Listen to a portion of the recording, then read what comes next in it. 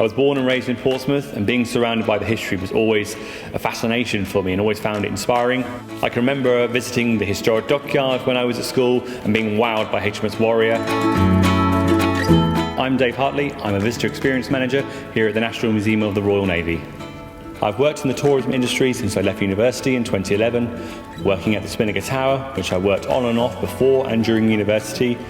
After university, I really enjoyed working in this sector, and it helped me decide that going into a career in tourism is really good because I found it rewarding as well. For this role, it is good to have a good core GCSE skills such as English and maths, as well as a good knowledge of using IT systems for day-to-day work. One important point is you do not need a history qualification, as you can learn this, but an interest in this area would be useful.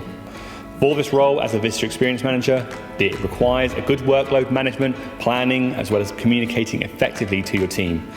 I'm on a working pattern that repeats every 3 weeks, only working a maximum of 4 days in a row with 1 weekend off during that 3 weeks, as the site is open 7 days a week and is expected to work weekends.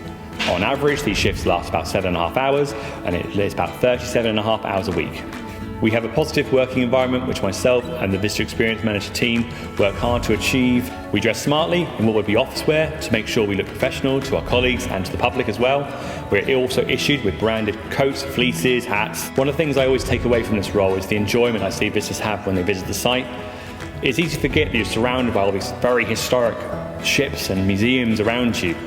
But it's when you see a visitor who's come to the site and they've always wanted to see HMS Victory and they spent most of their life wanting to come see it, and they take a step back in awe and you see the pure excitement on their face to see it, and you just see that all the work that we put in and all the work they put in is doing what we wanted to do and providing a great experience for visitors.